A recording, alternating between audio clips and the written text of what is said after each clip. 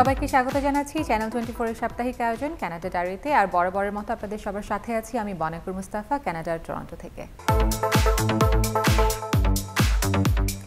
কানাডার নতুন প্রধানমন্ত্রী নির্বাচিত হয়েছেন মার্ক কার্নি। তিনি বিদায়ী প্রধানমন্ত্রী জাস্টিন ট্রুডোর স্থলাভিষিক্ত হলেন। ব্যাংক অফ কানাডার গভর্নর ছিলেন তিনি। ব্যাংক অফ ইংল্যান্ডেরও নেতৃত্ব দিয়েছিলেন। লিবারেল পার্টির এই নেতা নির্বাচনের আগ পর্যন্ত প্রধানমন্ত্রীর দায়িত্ব পালন করবেন বলে ধারণা করা হচ্ছে। In first place, the next Prime Minister of Canada, Mark Carney. কানাডার নতুন প্রধানমন্ত্রী নির্বাচিত হয়েছেন মার্ক কার্নি। তিনি বিদায়ী প্রধানমন্ত্রী জাস্টিন ট্রুডোর স্থলাভিষিক্ত হলেন। রোববার প্রধানমন্ত্রী হিসেবে তার নাম ঘোষণা করেন লিবারেল পার্টি।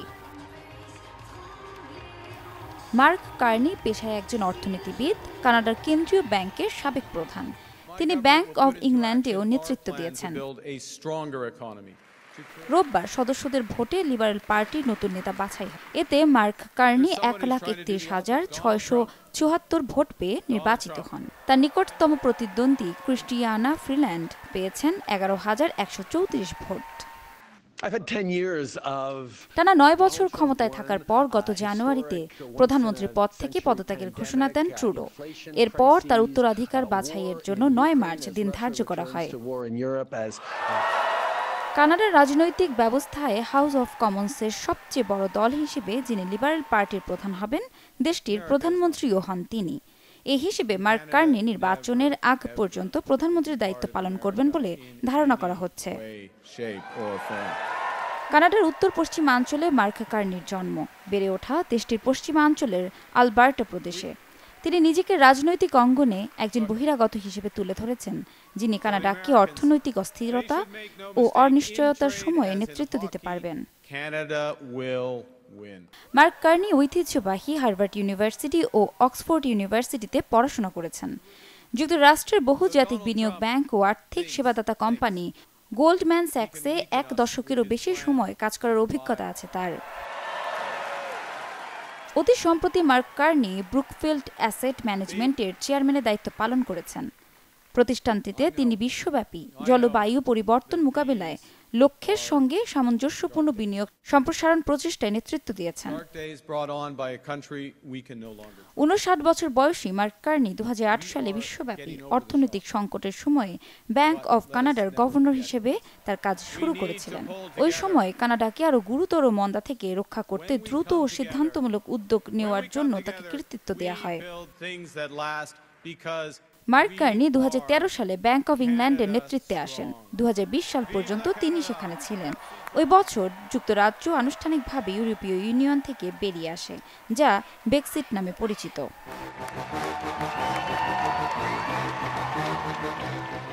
যুক্তরাজ্যের অর্থনীতিতে ব্রেক্সিটের প্রভাব কমিয়ে আনার জন্য স্বীকৃত ছিলেন মার্ক কার্নি। তবে ইইউর সঙ্গে সম্পর্ক ছিন্ন করা যুক্তরাজ্যের অর্থনীতির জন্য ঝুঁকি তৈরি করেছে বলেও মূল্যায়ন করেছিলেন তিনি। এটা ব্রেক্সিটের পক্ষে থাকা যুক্তরাজ্যের রক্ষণশীলদের ক্ষুব্ধ করেছিল। একসময় নেতৃত্ব দিয়েছিলেন ব্যাংক অফ ইংল্যান্ডের। সেখান থেকে দীর্ঘ পথ পাড়ি দিয়ে কানাডার সরকার প্রধান। বাণিজ্য যুদ্ধ যখন দ্বারপ্রান্তে, তখন কতটা চ্যালেঞ্জ অপেক্ষা করছে মার্ক কার্নির জন্য?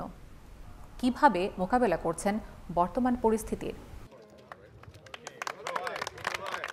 এর আগে কোনো নির্বাচনে জেতার অভিজ্ঞতা নেই তার। হাউস অব কমন্সেও তার কোনো আসন নেই। এই বিষয়টি একজন প্রধানমন্ত্রী হিসেবে কানাডার ইতিহাসে তাকে বিরল করে তুলেছে। মার্ক কার্নি এমন এক সময় কানাডার সরকার প্রধানের দায়িত্ব নিলেন যখন মার্কিন প্রেসিডেন্ট ডোনাল্ড ট্রাম্পের সাথে কানাডার বাণিজ্য যুদ্ধে জড়িয়ে পড়ার শঙ্কা বাড়ছে। তাই নানামুখী চ্যালেঞ্জ নিয়েই শুরু হচ্ছে তার শাসনামল। দেশের সামাজিক ও অর্থনৈতিক নানাবিধ সমস্যা মোকাবেলা করতে হবে নতুন প্রধানমন্ত্রীকে। পাশাপাশি সমালোচনা দূর করে লিবারেল পার্টির বছরের পর বছর ধরে সমর্থন কমে আসার লাগাম টেনে ধরার চ্যালেঞ্জও তার সামনে। তাই ক্ষমতা নেয়ার পরপরই শুরু করলেন সেই প্রস্তুতি। উদ্বোধনী বক্তব্যেই আঁচ দিলেন লড়াইয়ে প্রস্তুত কানাডা। মার্কিন প্রেসিডেন্ট ডোনাল্ড ট্রাম্প কানাডাকে যুক্তরাষ্ট্রের সঙ্গে সংযুক্ত করার যে হুমকি দিয়েছিলেন তা প্রত্যাখ্যান করে মার্ক কার্নি অটোয়ার রিডো হলের বাইরে সমবেত জনতার উদ্দেশ্যে বলেন, আমরা কখনোই কোনো আকার বা আকৃতিতে যুক্তরাষ্ট্রের অংশ হব না। আমরা মৌলিকভাবে একটি আলাদা দেশ। ব্যাংক অব কানাডা ও ব্যাংক অব ইংল্যান্ডের সাবেক এই গভর্নর বলেন, কানাডা যুক্তরাষ্ট্রের কাছ থেকে সম্মান প্রত্যাশা করে। তার সরকার ট্রাম্প প্রশাসনের সঙ্গে একত্রে কাজ করার উপায় খুঁজে বের করবে বলেও প্রত্যাশা ব্যক্ত করেন তিনি। কানাডার ওপর ডোনাল্ড ট্রাম্পের অর্থনৈতিক আক্রমণের প্রভাব এতটাই বিস্তৃত এবং এতটাই ক্ষতিকর যে আগামী মাসগুলোতে এটি অন্যান্য সব বিষয়কে ছাপিয়ে যাওয়ার সম্ভাবনা রয়েছে। মার্কিন বাণিজ্য শুল্ক যদি দীর্ঘ সময় ধরে বহাল থাকে, তবে এটি কানাডার ভঙ্গুর অর্থনীতিকে মন্দার দিকে ঠেলে দিতে পারে। গত শুক্রবার মার্কিন পররাষ্ট্রমন্ত্রী মার্কো রুবিও বলেছিলেন, অর্থনৈতিকভাবে বলতে গেলে কানাডা যুক্তরাষ্ট্রের 51তম অঙ্গরাজ্য হলে দেশটির জন্য ভালো হবে। তার এই মন্তব্য সম্পর্কে জানতে চাইলে মার্ক কার্নি বলেন, এটা পাগলামি ছাড়া আর কিছুই নয়। দর্শক, আমাদের সঙ্গে আছেন টরন্টোর পরিচিত মুখ, একজন জনপ্রিয় সাংবাদিক শওকত আলী সাগর। কথা বলছি তার সাথে। শওকত ভাই, কেমন আছেন আজকে? আমি ভালো আছি, অনেক ধন্যবাদ আপনাকে। আপনি কেমন আছেন? আমি অনেক ভালো আছি, অসংখ্য ধন্যবাদ আমাদের সঙ্গে যোগ দেওয়ার জন্য। শওকত ভাই, শুরুতে আপনার কাছে যেটি জানতে চাইবো, আমরা প্রতি গেস্টকে শুরুতে এই প্রশ্নটাই করি যে বাংলাদেশ থেকে কানাডায় আসার জার্নিটা আপনার কেমন ছিল?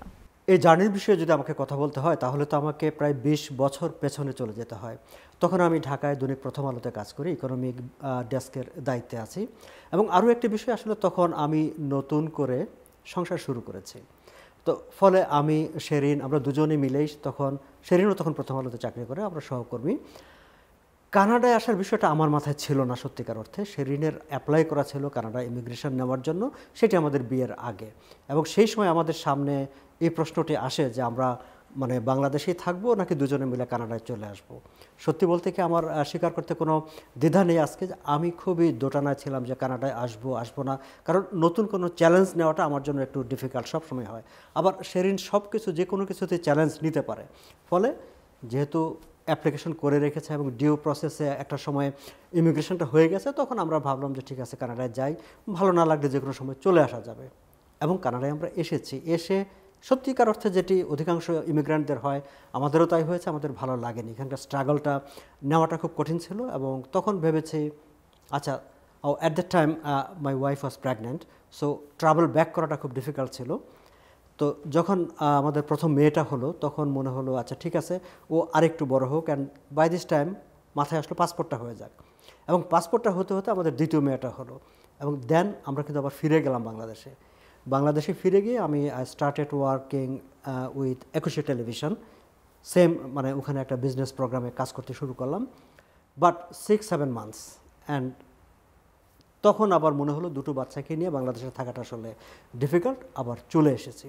এবং এসে সেই সময় থেকে আসলে নতুন করে স্ট্রাগলটা শুরু হয় এখানে, যেটি মোস্ট অফ দ্য ইমিগ্রেন্টদের একটা স্ট্রাগলের ভিতর দিয়ে যেতে হয়। সেই স্ট্রাগলটা শুরু আমার মাথায় ছিল, যেহেতু আমি সংবাদপত্রে কাজ করেছি, সাংবাদিকতা করব, আমি চেষ্টা করেছি ক্যানাডিয়ান মিডিয়াগুলোতে কোথাও কাজ পাওয়া যায় কি না। মজার ব্যাপার হচ্ছে যে টরন্টো স্টার আমাকে নিয়ে একটা স্টোরি করেছিল, তাদের ফ্রন্ট পেজে একটা স্টোরি হয়েছিল যে award winning journalist from Bangladesh struggling in Canada, ঠিক এরকম একটা হেডলাইন দিয়ে তারা একটা স্টোরি করেছিল টরন্টো স্টারে। But that did not offer me job. আমি এখন বুঝি যে তাদের লজিকটা খুবই রেশনাল ছিল, যে কারণ সাংবাদিকতা করার জন্য হচ্ছে একটা সোসাইটির যে নর্মসটা, সোসাইটির যে ইনার স্ট্রাকচারটা, সেটা বুঝতে হয়। একজন নিউ ইমিগ্রেন্ট হিসাবে ক্যানাডিয়ান সোসাইটির যে ইনার স্ট্রাকচারটা, সেটা আমার মাথায় তখন ছিল না। বাট হোয়াট আই ডিড, আমি সাংবাদিকতা থেকে কিন্তু দূরে যাইনি। আমি একটি নিউজ পোর্টাল করে, নতুন দেশ নামে, আমি সাংবাদিকতার মধ্যেই থেকে যাই। আর ক্যানাডিয়ান বাস্তবতায় হচ্ছে যে কেবলমাত্র জার্নালিজম করে জীবন ধারণ করাটা একটু ডিফিকাল্ট ছিল। Then I started different profession. I became insurance broker. I got 2 licence, and then as a self employed আমি সেটা কাজ করে যাচ্ছি। বাট নাও আমি ক্যানাডার একটা নিউ ক্যানাডিয়ান মিডিয়া বলে একটা মেন স্ট্রিম নিউজ নেটওয়ার্ক আছে, আমি তাদের সঙ্গে যুক্ত আছি গত বেশ কয়েক বছর ধরেই। এর বাইরে তো বাংলাদেশের পত্রপত্রিকার সঙ্গে আমি যুক্ত আছি, লেখালেখি করি। ফলে I am very much in journalism, but আমার আলাদা একটা প্রফেশনও আছে। শওকত ভাই, আপনি যেমনটি বলছিলেন, আপনি অনেক বছর বাংলাদেশে নানান প্রতিষ্ঠানের সঙ্গে কাজ করেছেন সাংবাদিক হিসেবে, এবং প্রথম আলোতে আপনি ইকোনমিক বিটে কাজ করতেন মূলত। তো সেই সূত্র ধরে আপনার কাছে জানতে চাইবো যে কানাডা এবং আমেরিকার মাঝে যে ট্রেড ওয়ার এখন চলছে, সেই প্রেক্ষিতে কানাডার ইকোনমিক সিচুয়েশন আপনি কেমন দেখছেন? ডোনাল্ড ট্রাম্প প্রেসিডেন্ট হিসেবে দায়িত্ব নেবার পর ইরেশনালি, ইলজিক্যালি যেই ট্রেড ওয়ারটা ক্যানাডিয়ানদের উপর চাপিয়ে দিয়েছেন, এটি নিয়ে কানাডার সকল স্তরের মানুষ আসলে এক ধরনের উদ্বেগের মধ্যে আছে। কেবল যে ক্যানাডিয়ানরা উদ্বেগের মধ্যে আছে তা নয়, আমেরিকানরাও উদ্বেগের মধ্যে আছে। দুটি দেশের মধ্যে খুব বড় ধরনের প্রতিক্রিয়া হবে। ইকোনমি সবাই বিশ্লেষকরা ধারণা করছেন যে ইকোনমি রিসেশনে যেতে পারে। ইতিমধ্যে ইউএস ইকোনমিতে কিন্তু তার একটা প্রভাব পড়তে শুরু করেছে। আপনি যদি খেয়াল করেন যে গত 2 সপ্তাহ ধরেই most of the stock market, আপনি ওয়াল স্ট্রিট বলেন, নাসদাক বলেন, ক্যানাডিয়ান স্টক মার্কেট বলেন, স্টক মার্কেট একেবারে ডাউন। আমরা যদি ইলন মাস্কের কথা বলি, গত লাস্ট মানডেতে একদিনে সে তার স্টকের $29 বিলিয়ন লস করেছে। এবং তাকে সান্ত্বনা দেওয়ার জন্য আমরা দেখেছি যে ডোনাল্ড ট্রাম্প তার একটি টেসলা গাড়ি কিনেছে এজ এ টোকেন, মানে তাকে সান্ত্বনা দেওয়ার জন্য। শুধু যে বিষয়টি এই জায়গায় তা না, আমরা যদি কানাডার ইকোনমির দিকে তাকাই, কানাডা হচ্ছে আমেরিকার একটা সবচেয়ে বড় ট্রেডিং পার্টনার। কানাডা থেকে একটা মেজর এক্সপোর্ট হয় কিন্তু ইউএস মার্কেটে। আবার ইউএসের দিক থেকে তারাও এখান থেকে, যেহেতু তাদের অনেকগুলো রাজ্য আমাদের উপর একেবারে পুরোপুরি মাত্রায় ডিপেন্ডেন্ট, ফলে এই যে এখন ডোনাল্ড ট্রাম্প ক্যানাডিয়ান প্রোডাক্টের উপর 25% ট্যারিফ আরোপ করেছে, আবার কানাডা আমেরিকার সিলেক্টিভ কিছু প্রোডাক্টের উপর 25% ট্যারিফ আরোপ করেছে, আবার পাল্টা ট্যারিফ আরোপের কথা চলছে। এর ফলে যেটি হবে, আমরা একটা সার্ভেতে দেখলাম যে আমাদের যে হ্যামিল্টন জায়গাটা আছে, হ্যামিল্টন আমাদের যেই অটো ইন্ডাস্ট্রিগুলো আছে, কেবলমাত্র সেই জায়গা থেকে more than 70,000 people will lose there job, চাকরি হারাবে। তো পুরো কানাডাকে হিসাব করলে হিউজ পিপল চাকরি হারাবে, প্রোডাকশন বন্ধ হয়ে যাবে। আবার যারা এক্সপোর্ট করছে, যেহেতু তাদের কস্টটা বেড়ে যাবে, ফলে প্রোডাক্টের প্রাইসটা বেড়ে যাবে এবং হায়ারিংটা কমে যাবে। সব কিছু মিলিয়ে পুরো অর্থনীতিতে একটা বিরূপ পরিবেশ তৈরি করবে, একটা চাপ তৈরি করবে। এবং এই চাপটা সামলানো কানাডার জন্য প্রবলেম, আমেরিকার জন্য প্রবলেম। এবং যার কারণে আমরা দেখছি যে দুটি দেশের মধ্যে এখন আলাপ আলোচনা চলছে। ইতিমধ্যে আমাদের এখানকার প্রিমিয়ার ডাকফোর্ডের নেতৃত্বে ফেডারেল মিনিস্টার সহ সব মিলে তারা ওয়াশিংটনে গত 2 দিন ধরে হোয়াইট হাউসের কর্মকর্তাদের সঙ্গে তারা কথাবার্তা বলছেন। এবং ইতিমধ্যে আপনি জানেন যে আমাদের নতুন প্রধানমন্ত্রী মার্ক কার্নি, তিনি দায়িত্ব গ্রহণ করেছেন। এবং মার্ক কার্নি হচ্ছে মূলত বিজনেস ওরিয়েন্টেড লোক। তিনি সেন্ট্রাল ব্যাংকের গভর্নর ছিলেন এবং তিনি ইউকে সেন্ট্রাল ব্যাংকের গভর্নর ছিলেন। G7 কান্ট্রিগুলোর দুটি বড় ধরনের মানে ফাইন্যান্সিয়াল ক্রাইসিস, রিসেশন তিনি মোকাবেলা করেছেন। 2008 সালের পুরো ওয়ার্ল্ড যখন মানে অর্থনীতি একেবারে মন্দা, কানাডা তখন তার বাইরে ছিল, সেটি তার কারণে। এবং তিনি কালকে একটি দায়িত্ব নেওয়ার পরে তিনি একটা চমৎকার কথা বলেছেন। তিনি বলেছেন যে ডোনাল্ড ট্রাম্প বিজনেস ওয়ার্ল্ডের লোক, আমিও বিজনেস ওয়ার্ল্ডের লোক। এবং কানাডা এবং আমেরিকার মধ্যে সম্পর্কটা হচ্ছে, তারা হচ্ছে বিজনেসম্যান আর আমি হচ্ছে client. So as a client আমি কিন্তু একটা রেসপেক্ট আশা করতে পারি আমি যার সঙ্গে বিজনেস করছি, এবং আমি ডিজার্ভ করি সেই বিজনেসটা। এবং তিনি বলছেন যে তিনি ডোনাল্ড ট্রাম্পের সঙ্গে কথা বলবেন। আমি যতটুকু জানি প্রথম দিনে কানাডার ফরেন মিনিস্টার একটা আলোচনা স্কেজুয়াল করার জন্য তারা চেষ্টা করেছিলেন, 2 প্রাইম মিনিস্টার এবং ডোনাল্ড ট্রাম্পের সঙ্গে। সেটি হয়তো এই সপ্তাহেই হবে এবং যে কোনো সময় তাদের মধ্যে বৈঠকও হতে পারে। বাট দুটি দেশের মধ্যে যে আলাপ আলোচনা চলছে, সেই আলাপ আলোচনার মাধ্যমে আমি মনে করি যে একটি সমাধানে তারা পৌঁছবে এবং পৌঁছাতে হবে। না হলে দুটি দেশই ক্ষতিগ্রস্ত হবে আমার আপনার মতো কানাডা আমেরিকার যারা অর্ডিনারি সিটিজেন তারা। স্বাগত ভাই, এবার আমরা একটু চলে আসি কানাডার মূল পলিটিক্যাল সিচুয়েশনে। আমরা জানি যে একটা ঐতিহাসিক ঘটনা ঘটে গেল, আমাদের former prime minister Justin Trudeau পদত্যাগ করলেন এবং কানাডার ইতিহাসে প্রথমবারের মতন একজন অনির্বাচিত প্রাইম মিনিস্টার আসলেন, তিনি হলেন মার্ক কার্নি। এবং আমরা এটাও জানি যে খুব শীঘ্রই আমরা ইলেকশন পেতে যাচ্ছি।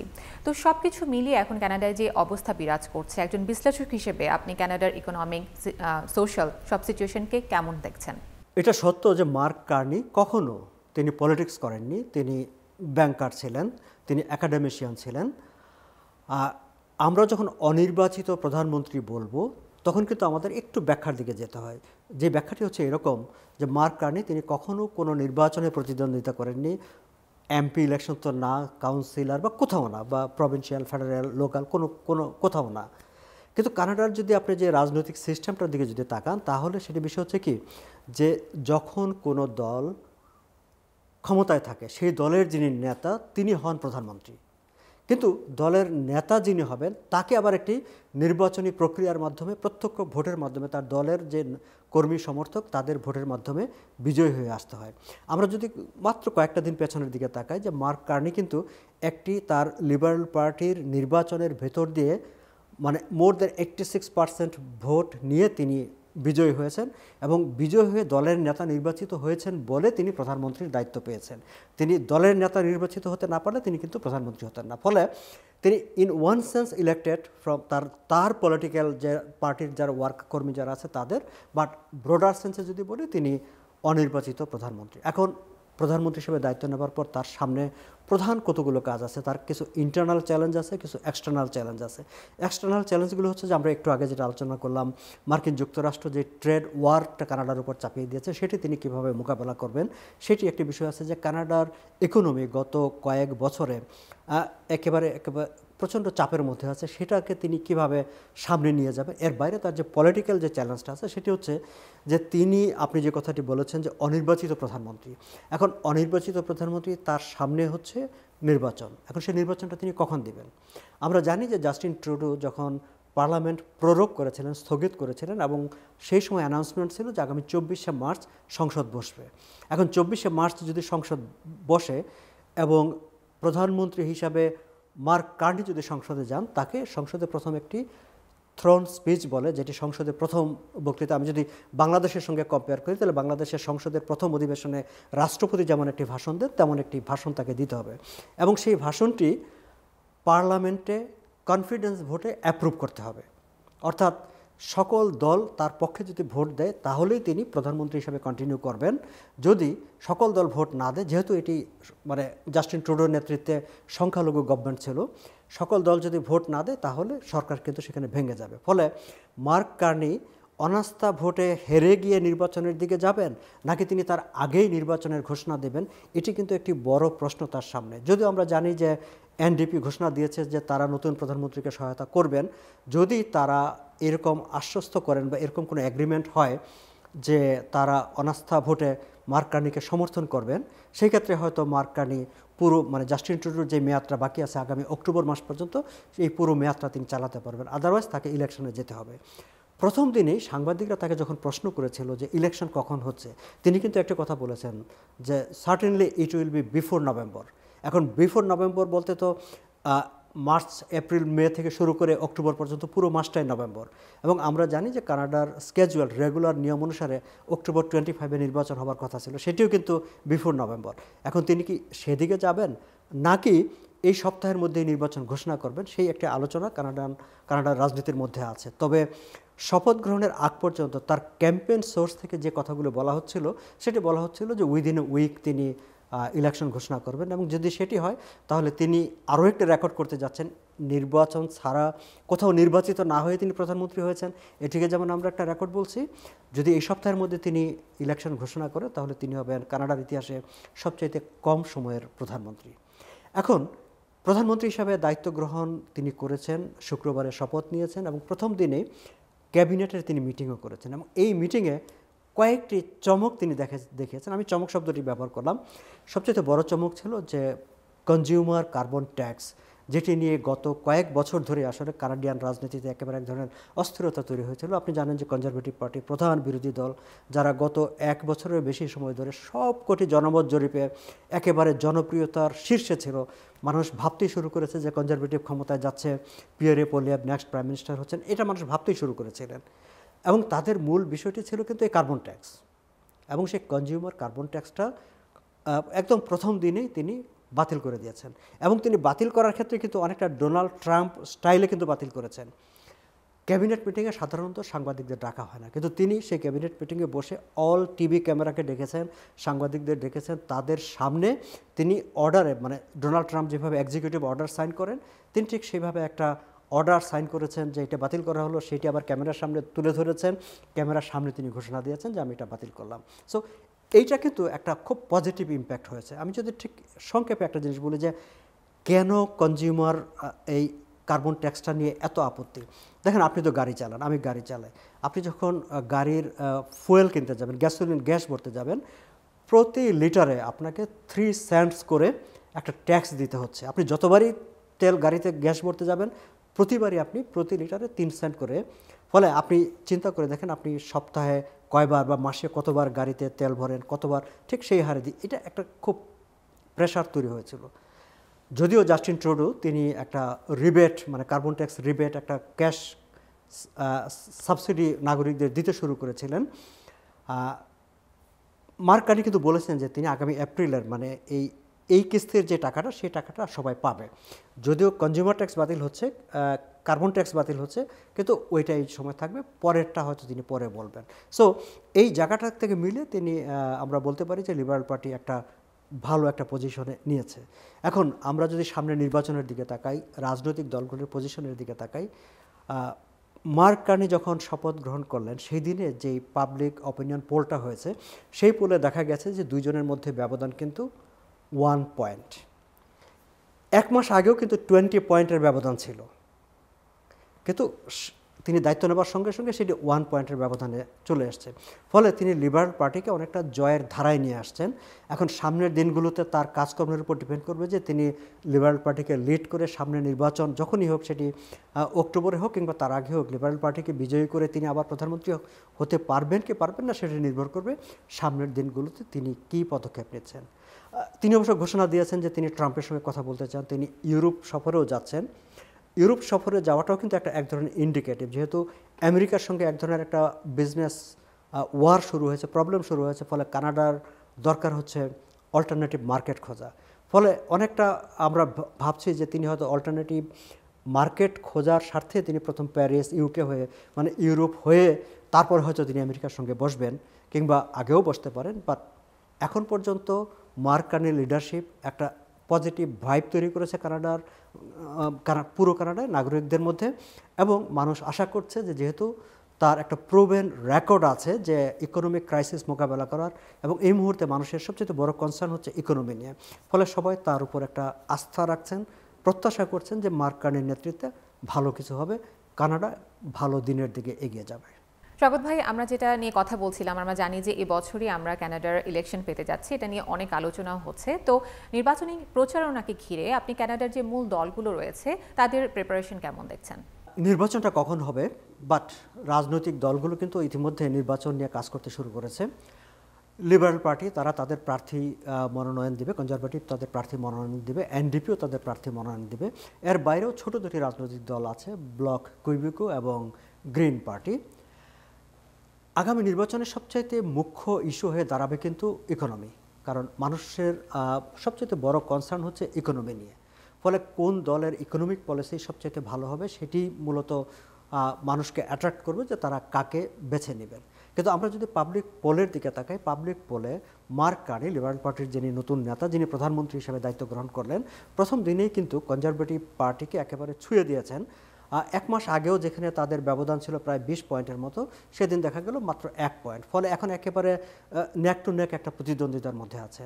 এবং মার্ক কার্নি যদি তার এই ইকোনমিক পলিসি নিয়ে সামনে এগিয়ে যান এবং প্রথম দিনে তিনি যেভাবে কথাবার্তা বলেছেন ঠিক একই ধারায় যদি যান, তাহলে লিবারেল পার্টির সামনে একটা সম্ভাবনা তৈরি হওয়ার সুযোগ আছে বলে আমার কাছে মনে হয়েছে। এবার একটু কথা বলতে চাই আমাদের বাংলাদেশি কমিউনিটি নিয়ে কানাডাতে। আপনি অনেক বছর ধরে কানাডায় আছেন, আপনার কাছে জানতে চাইবো যে বাংলাদেশ থেকে এখন যে মানুষগুলো কানাডায় আসতে চাচ্ছেন এবং অনেকে এসেছেনও, তাদের উদ্দেশ্যে আপনার অ্যাডভাইস কি থাকবে? আমি আসলে বাংলাদেশের বিশেষ করে তরুণ ছাত্রদেরকে আমি ওয়েলকাম করি যে তাদের উচিত কানাডায় পড়াশোনা করার যে সুযোগ আছে, কানাডায় আসার যে সুযোগ আছে, তারা যেন সেই সুযোগটি নেন। এর বাইরেও কানাডায় আসার মতো যাদের সুযোগ আছে বা যেহেতু কানাডায় আসার জন্য কতগুলি কোয়ালিফিকেশনের ভিতর দিয়ে যেতে হয়, যারা কোয়ালিফাই করবেন আমি সবাইকে ওয়েলকাম করি, আমি উৎসাহ দিই যে আপনারা কানাডায় আসেন। মনে করে আপনি খেয়াল করবেন যে আমি 20 বছর আগে কানাডাতে যে বাঙালি কমিউনিটিটা দেখেছি, 20 বছরে কিন্তু বাঙালি কমিউনিটি অনেক বড় হয়েছে। শুধু যে বড় হয়েছে তাই নয়, নানা খাতে নানা সেক্টরে বাঙালিরা প্রতিষ্ঠিত হয়েছে, ব্যবসা বাণিজ্যে, রাজনীতিতে, মূলধারার চাকরিতে, অনেক কিছুতেই। ফলে বাঙালিরা যত বেশি আসবে আমি মনে করি যে সেটি আমাদের জন্য অনেক ভালো। তবে একটি কথা আমি বলতে চাই যে আপনারা যদি মনে করেন যে কানাডা যাওয়া আর মিডল ইস্টে যাওয়া একই রকমের, সেটি হলে কিন্তু ভুল হবে। আমরা গত কয়েক বছরে দেখেছি যে নানাভাবে যেভাবেই হোক না কেন প্রচুর মানুষ বাংলাদেশ থেকে কানাডায় চলে এসেছেন, এসে তারা এখন কিন্তু একটা স্ট্রাগলের মধ্যে আছেন।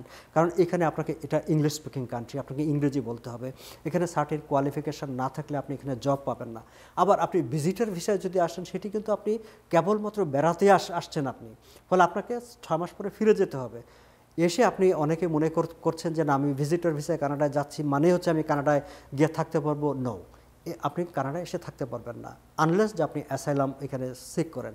এবং অ্যাসাইলাম সিক করার ক্ষেত্রে আমি বলবো যে আপনি সেটা যে পাবেন 50-50 সম্ভাবনা, আপনি পেতেও পারেন নাও পেতে পারেন, সেটা একটি বড় অনিশ্চয়তা, বড় ঝুঁকি।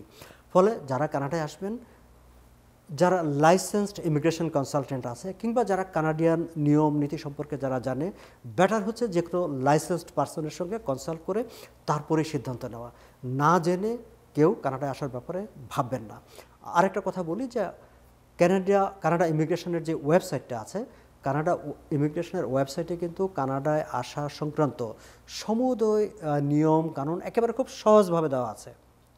আপনি একটু সময় করে কানাডা ইমিগ্রেশনের ওয়েবসাইটে গিয়ে সেই নিয়মকানুনগুলো দেখবেন, দেখে তারপরে সিদ্ধান্ত নেবেন যে কানাডা আসবেন কিনা, আসলে কিভাবে আসবেন। বাট আমি ব্যক্তিগতভাবে আমি সবাইকে ওয়েলকাম করি। আমি মনে করি যে কানাডায় আরও বেশি বাংলাদেশি আসুক, পুরো কানাডাটা বাংলাদেশ হয়ে যাক। স্বাগত ভাই, আপনাকে অসংখ্য ধন্যবাদ, আপনি এত মূল্যবান সময় আমাদের দিলেন।